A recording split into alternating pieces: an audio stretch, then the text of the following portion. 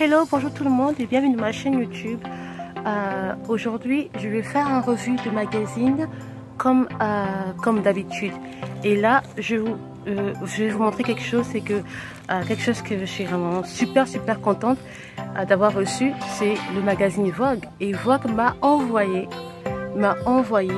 le numéro que je voulais depuis très longtemps. Et c'était celui de Beyoncé en couverture. Et je vais vous le montrer et vous faire ma revue.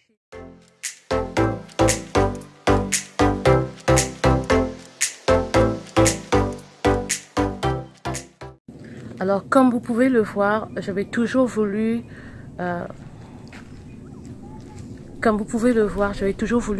avoir, j'ai souvent fait des revues de magazines dans mon blog et dans ma chaîne YouTube bien sûr.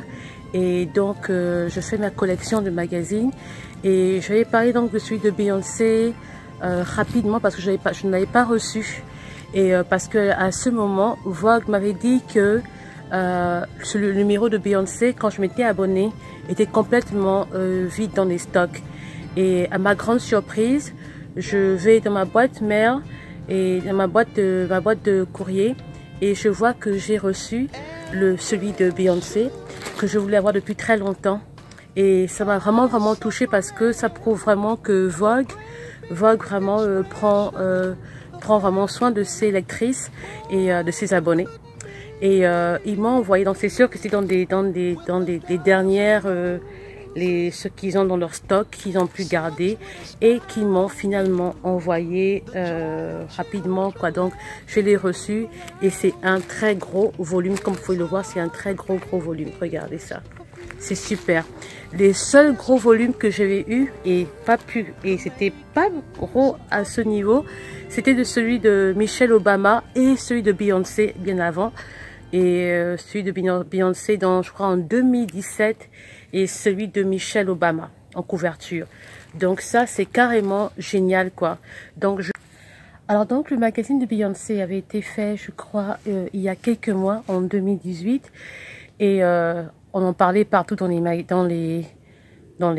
télévision, dans les réseaux sociaux, etc. Et Vogue a fait plusieurs fois la promotion de cela en effet. Et donc moi à mon tour, donc j'ai voulu aussi avoir une idée de ce magazine.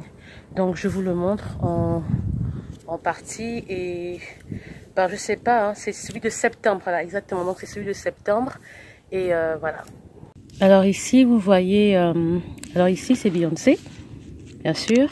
Et donc qu'est-ce qu'il y a de particulier avec ce magazine? Simplement parce qu'en fait quand Beyoncé l'a fait, et c'était elle-même qui avait donc eu l'initiative de faire les photos avec un jeune photographe noir américain qui commençait à peine sa carrière en fait au niveau un peu plus élevé dans le magazine dans Vogue. Et donc c'est un peu ça. Alors on a un peu de tout ici, c'est toujours la même chose, un peu ce qu'on connaît en général. Et voilà, donc j'ai vraiment aimé. Et le magazine, il est vraiment, comme je vous le disais tantôt, très volumineux, comme je disais. Et puis voilà, ici on a Adoa Aboa, la top modèle d'origine ghanéenne, qui porte du Miu Miu. Moi j'aime bien Miu Miu parce que Miu Miu a un style vintage. J'aime bien Miu Miu. Ici, comment dire, voilà. Ici, on a là Tom Ford, en fait plein de brands en fait, beaucoup de marques que vous connaissez. J'ai vraiment aimé le Dior rouge avec Nathalie Portman, puisque Nathalie Portman est aussi égérie de Dior. J'ai vraiment aimé, c'était très joli. Voilà le Dior rouge. J'ai voilà un peu Jimmy Choo, un peu de tout. Et donc quand on va aller justement à la page 2, je crois de Beyoncé. Bon, je m'attendais à avoir un peu plus de photos en fait et j'ai fait le revue de ce parfum dans mes revues de parfum justement. Je m'attendais à avoir un peu plus. Ça c'est mon parfum préféré aussi, un de mes parfums préférés. Parce qu'il y en a plusieurs. Il y a Kate Spade qui a décédé justement en 2018 aussi je crois. c'est une fashion designer. Elle est morte assez jeune. C'est Kerry Washington, Chloé, Coco Mademoiselle. Alors ça, c'est vraiment une merveille. Coco Mademoiselle sont vraiment bons. Et voilà quoi. Donc, je suis en train de chercher la page de Beyoncé. Ça, ça sent très bon. C'est Tory Burch. Je savais pas qu'elle faisait des parfums. J'avais vraiment pas une idée du tout. Et justement, elle en fait. Donc, j'ai découvert ça récemment. Je cherche justement la page de Beyoncé quelque part que j'ai regardé. En fait, c'est pas mal quoi. Il y a un peu de tout. C'est vraiment varié.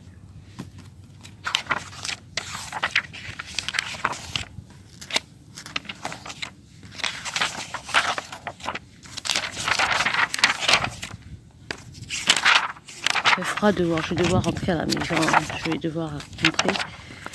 Il fait vraiment froid dehors. Ok, écoutez, je vais d'abord rentrer et je vais trouver ce qu'il fallait que je vous montre. Alors, donc, voilà. Ici, Nicolas Ghesquière, donc. Nicolas Ghesquière, je crois que c'est le designer de Louis Vuitton.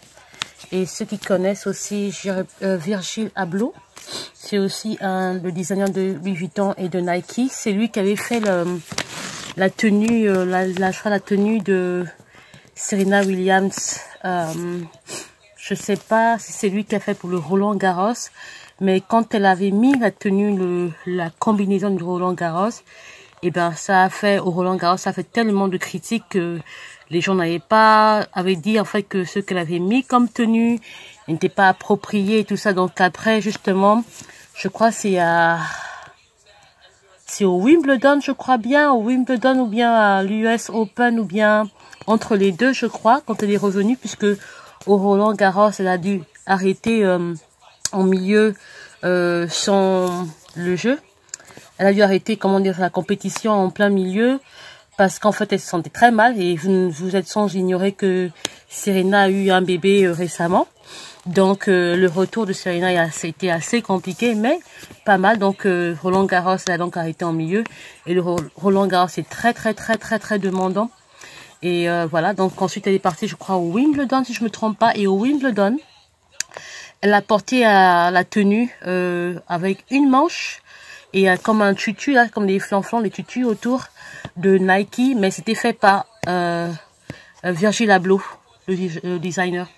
Et justement, elle avait donc fini la compétition deuxième.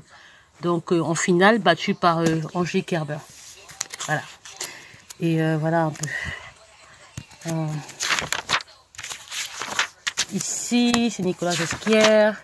Voilà, donc le truc de Beyoncé. In her own words. En fait, ici, c'est Beyoncé. C'est elle qui a eu l'initiative. C'est elle qui a eu l'idée de se maquiller, de se préparer d'une certaine manière. Et donc là, justement, ici, c'est son idée.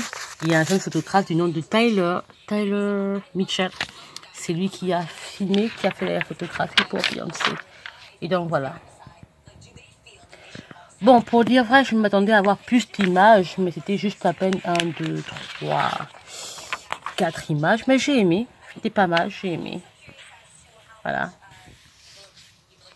Ça, c'était avant le On The Run Tour, pour ceux qui ont mis On The Run Tour. Mais je suis pas une fan de Beyoncé, pour dire vrai, parce que je trouve qu'elle est un peu assez spéciale, je sais pas trop mon truc. Mais bon, je trouve qu'elle est très originale dans son design, dans son look. Et j'aime beaucoup ça, quoi. Sinon, à part ça, bon, je suis pas une si grande fan de Beyoncé.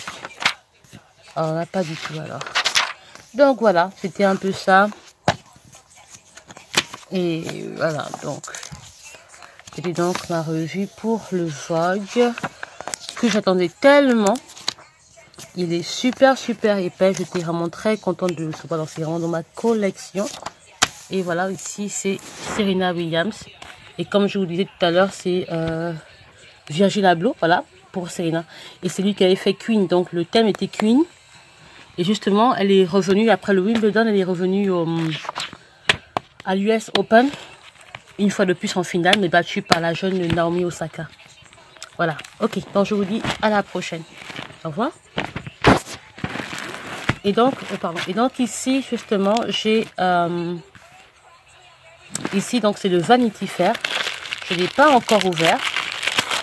Mais je vais le voir. Donc, je ne veux pas vraiment... Le Vanity Fair, vous n'allez pas vraiment être trop intéressé parce que c'est vraiment pour le cinéma, comme je vous disais. Hein, c'est juste pour les acteurs de cinéma, les films, etc. Donc, ça, c'est le Vanity Fair. Donc, voilà, on vous montre des trucs de ce genre, des gifts, des endroits où aller. Cette actrice, je n'ai vraiment pas, je ne la connais pas. Peut-être que vous la connaissez, je n'en ai vraiment pas une idée du tout. Et c'est elle qui est en couverture, en fait, dans le Vanity Fair. Dans ma collection de Vanity Fair continue. Bon, celui-là, je n'ai pas vraiment trouvé ce Vanity Fair intéressant. On a trop de old school. Ici, c'est Nancy Pelosi, je crois, la speaker de House. Ici, à Washington, DC. Ça, c'est le VP, l'ancien VP Biden, Joe Biden. Donc, l'ancien VP, donc le vice-président d'Obama. En fait, c'est vraiment... old school politique. Il y a une qui fait sensation en ce moment, une jeune représentante, une démocrate, je crois. Son nom, c'est Ocasio-Cortez. Parce qu'en fait, on l'avait vu danser, chanter ou bien danser devant une caméra. Bon, un peu trop, c'est démocrate, un peu trop de laisser aller. Moi, je suis pas très démocrate. Je les trouve un peu trop... Ouf, bref, c'est pas trop moi, les démocrates. En fait, c'était vraiment politique. Donc, comme je vous disais une fois, le Vanity Fair peut être très politisé parfois. Hein. Ils se gêneront pas, ils vous parleront clairement sur des points. Et voilà la fameuse stories. Markle DeBarco, la famille de Meghan Markle. C'est tout le temps dans les tabloïds, dans les... Oh my goodness, I just can't take it anymore. C'est trop. C'est vraiment trop. Donc ça, je vous ferai aussi une vidéo sur... l'affaire de la famille Markle. J'avoue que ma tête commence à... It's too much. Ok, donc je vous dis à la prochaine. Au revoir.